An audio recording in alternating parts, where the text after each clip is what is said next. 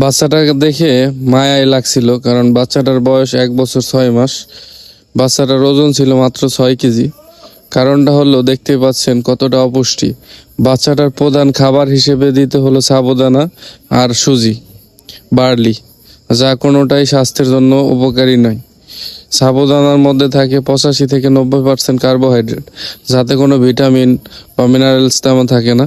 এটা বাচ্চাদের খাওয়ালে প্রচুর পরিমাণে ক্ষতি হবে, কারণ আপনি দিতে পারেন যখন বাচ্চার পেটে সমস্যা থাকে তখন। তাছাড়া এমনি এটাকে প্রধান খাদ্য হিসাবে দিলে অবশ্যই ক্ষতির সম্মুখীন হতে হবে, কারণ এটা প্রধান খাদ্য হিসাবে কখনোই দেওয়া যাবে না। এটাকে আপনি পার্শ্ববর্তী খাবার হিসাবে দিতে পারেন।